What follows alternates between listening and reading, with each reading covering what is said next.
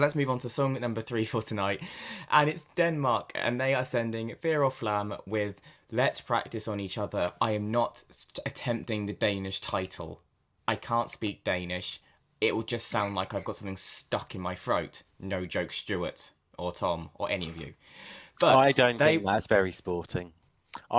Me and Stu always practice those titles and still screw them up. And I used them in the clip show, and I'm not going down that rabbit hole. That was Jaguar Johns. That's last year. My God. Anyway, Denmark are sending Fyr Flamme, and they won Dance Melody Grand Prix this year. And it's the first song in Danish since 1997, I want to say. I could be wrong, I'm not sure. Correct me if I'm wrong, someone, please. No? Cool, going with it. They're closing semi-final 2, and let's start with someone who in the review show really loved this song and the Danish language so much. Let's see if he still enjoys it. Gustav, don't you turn away. Have you warmed to Fyr Flamme yet in this song? Okay, so listen. I should hate this song because it has everything that I don't like. It's in Danish. Danish is an awfully ugly language. It's silly. It's not a ballad. I should hate it, but it's freaking growing on me like cancer, and I can't stop listening to it. So I don't know what's happening to me. You're developing feelings and how to have fun with cheesy, fun music, Gustav. Join us, I don't want great. to have fun. Oh, but you're right at parties then. Marius, you were a lot more pleasant about this song in the review show. Does that testament stand? Guys, do you remember when we did the preview and I said this would win and everybody thought it was funny? Right. I can't pull a Stuart when he had his 5 minutes of craziness before, but I mean, come on. This is my guilty pleasure.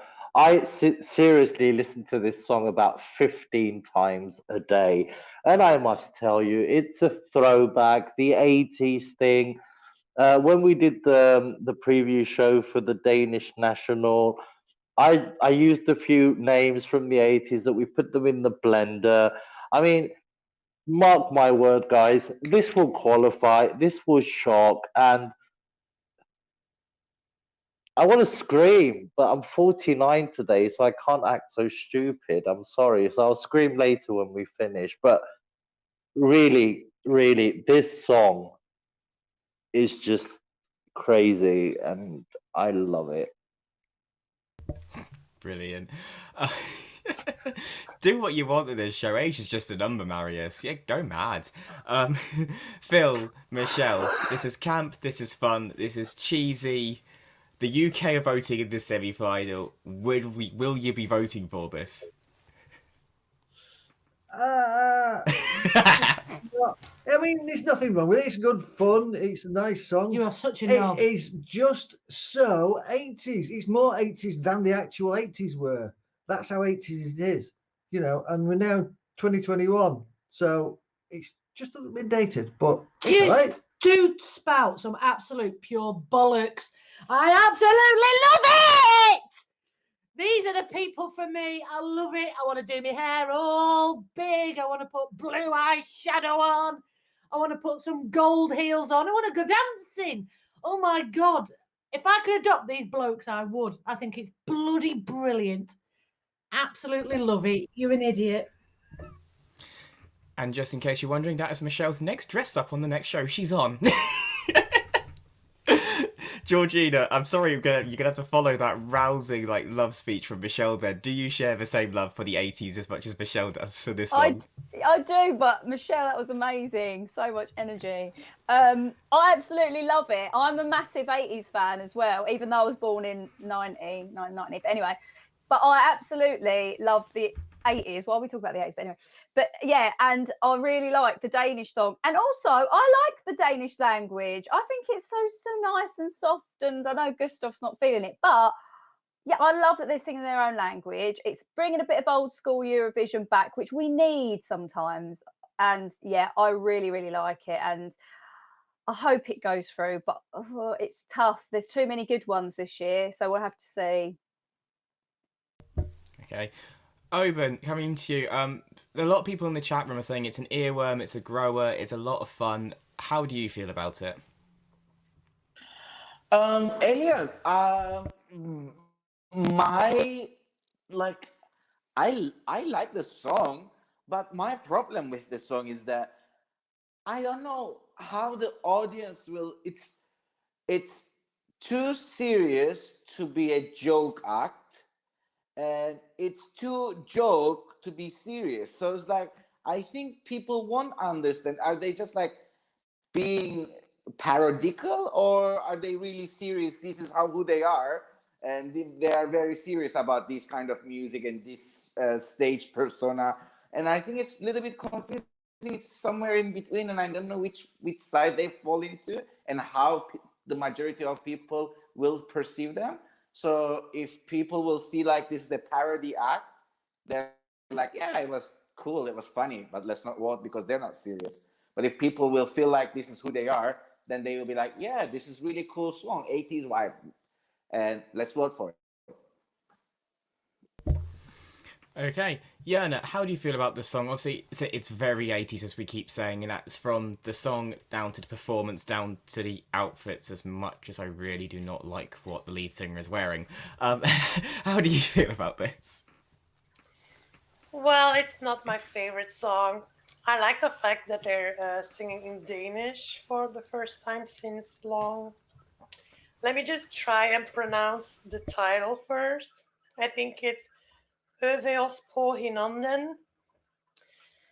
So yeah, give me 12 points for that. But I just don't really like this song. I also don't like his clothes. Sorry. But no, it's the fact that they're ending the second semifinal is maybe a good thing for them. I don't know if it will qualify. Maybe, I don't know. It's just not my thing. Sorry. Okay. Tom, let's come to you now. It's, like we said, it's fun, it's cheesy, it's camp, it's you to a T, really, isn't it? Surely. No, because I'm not an 80s throwback. And I think 1988 wants its staging. Yet he loves Jessica Anderson and Tess Merkel and all them. Look, I still stand by this.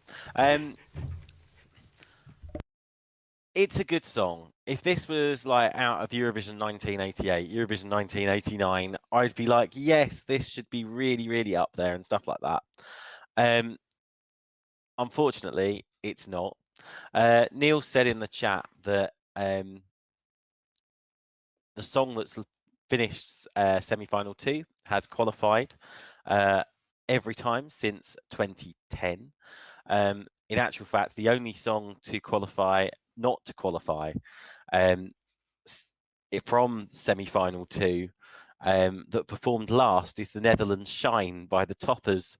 But all those songs also were sung in English. And I just think, to be honest, I think it's the Danish is going to put people off. I think it's too much of, I think it's too 80s. I think it's too dated. And I don't think people will pick up their phones and vote for it. There we go. Please tell me you're not comparing them to the Dutch Toppers. Oh, yes, I am. Why not? It took me 5 minutes to research that argument whilst everyone else has been talking, so I'm going to stick to it. Should have come to you first then. Stuart, round this out for us. What are you thinking on Fyr Flamme? So I really, really like this. I think it's a really, really, really fun entry. It's on last, and it's just after Switzerland, so there's two massive contrasts of entry there. It's going to round out Eurovision and semi-finals at least. I just don't see how this is not going to pick up votes. It's just so 80s in so many ways that people are going to go, yeah, this is really good, really like it, it's really cool. These guys are having fun. It's what it's all about, and they'll pick the phone up. I'm absolutely convinced this is one of those songs that will qualify, and we'll see a couple of big hitters that miss out as a result of it. Really excited for this. Such a happy tune. But one question, where's Bertha Keir? She should be in there somewhere, because this is almost 1989 on repeat. Absolutely love it. Thank you, Stuart. I actually quite enjoy the song. It's definitely my guilty pleasure this year, and given how close the semi-finals are getting in qualification, I think a massive thing that goes in Denmark's favour is it's got Finland and Iceland in there as friends, and the UK are voting in this. How many times does a bit of a silly act get through when the UK has power? More times than I care to admit. So when this does qualify, I will laugh. And I will laugh directly at Gustav, who will be crying. Sorry. Just because you have to hear the Danish language one more time in Eurovision. But that's what we think. Let us know what you keep thinking as well. And let's move on to